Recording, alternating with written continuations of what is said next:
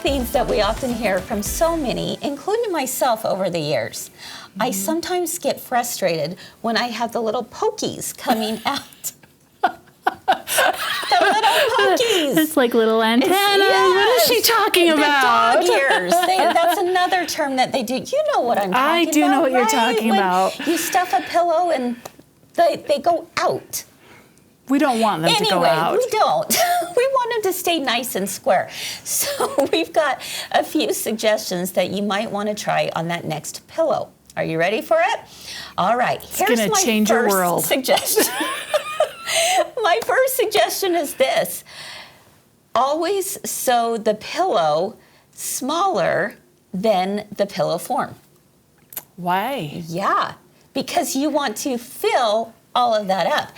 Now, oftentimes people will think, well, let's see, if I have an 18-inch pillow, then I should cut my pillow cover to be 18 and a half inches, right? Yeah. That's what we've always been told. Mm-hmm. I dare say this, that if you have an 18-inch pillow form, I would cut my outside at 18 inches. Okay. Or even smaller. Ooh. Living on the edge, She folks. is. Now, what if your pattern's not written for that? If your pattern's not written for it, yes, that can also be an issue, depending on, like, if it matters or not. Mm-hmm. So where it might matter, of course, would be this a pieced item. Yes. If it was like an overall, design or whatever, then you could definitely make it shorter and you wouldn't even know. Mm-hmm. All right. So that's the first rule of thumb. If you're trying to really fill those corners out, have a nice look, always have your pillow form be just a bit larger than the actual pillow cover. Okay. Okay. That's tip number one. So it's going to be nice and full. Nice and full. Okay. Yes. All right. So let's take a look at a few examples that I put together for our little demo today. And the first one is this. Now, this is a typical corner that we see where you're going in at 1/4 inch and then you pivot and you go 1/4 inch down. Now, the seam looks a little funny because I've trimmed the seam already, right? But what happens when we do it perfectly like that is that's where we have a tendency to get the little pokey coming out. Now, this one doesn't look too bad, but if I were to stuff it right now, you can kind of see that. Yeah, you can see it's kind of like right? It's going to start poking out, right? And so then when I stuff it, it's going to really poke out. If you have something that's already been digitized as a square and you want to try and make that not be pokey, then take it to your sewing machine and finagle it a little bit. Because you can still go in and add a little bit of stitching. Exactly. So method one would be to do what we call tapering the edges. So you're sewing along, singing a song, right? And about a 1/2 inch, if you have a bigger pillow, you could even start even down here closer towards the middle. And instead of doing 1/4 inch, you actually start sewing and then you taper. All right, do you see how that's tapering? And I love how you just went right off the edge. I just went right off the edge. I've seen sometimes where people will go just to the corner and then they taper back on out. But for me, it was easier for me to picture this where I taper, and you might not be able to tell right here, but this actually goes it's probably more like 3/8 of an inch to a 1/2 inch and over. And then the same thing goes here, and then you start tapering. Again, if it was a larger pillow, you could start the tapering process even before that. All right, so if we pull it right side out, you're gonna see right here how that tapering It still looks square though. Exactly.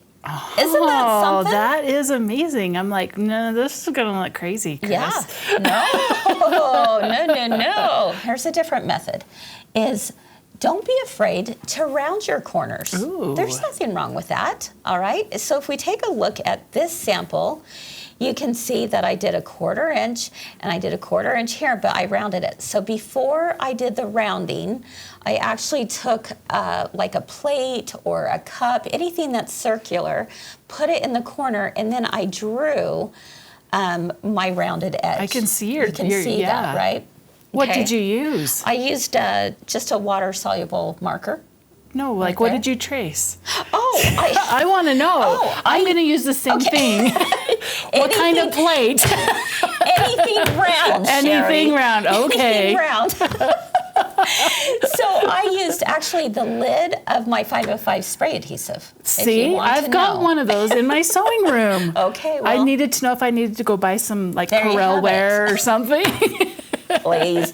All right. And then you can see here, because it's a rounded edge, then what I did was I took my pinking shears and just cut off the excess right here. And that makes a big difference Yes. because it gives that room to. Exactly. You're to move, cutting yeah. you're cutting your curves without Yeah. slicing into the seam allowance, Yeah. right? And so, if you didn't have pinking shears, then yeah, you could certainly take your scissors and cut all the way around, and then you would do that. So I love that. again, don't be afraid of doing I'm rounded excited to see corners. this. Okay. Now, rounded corners, it still gives a pretty. I mean, look at that. Oh yeah. That looks pretty good to me. I still trim the seam allowance, yeah. But here's where I don't trim the seam allowance. This is my last method for you. All right, this is called the wrapped corner technique. So what you do is you're sewing along and singing a song again, and I actually go off the edge. Now, this is again called the wrapped corner technique. So what I do is I take it out of the machine. I am pivoting to go the opposite direction. I now need to get down here. So before I do though, I take my seam allowance and fold it over. Oh. All right, you fold it over and then you start at the very tip of it. And again, I'm not really cutting out any seam allowance. I mean, I guess you could cut just a titch off of there, but it's not too bad. So the wrapped corner technique, you're gonna just go like this, all right? And then when you turn it right side out, you have something that has perhaps just a little bit more of like stability, if you will. It's like I don't know, what would be a good word for it? Like it just holds it in place a little bit better. And here you go. Right there. I like that one and too. you have a nice corner. So I have a question on that one. So Yeah. because you had the one side that was tacked down and you have the other side, did you like fold it? Is that what's going on? Is it's folding it into that corner and providing that thickness, but it's like Yes. organized.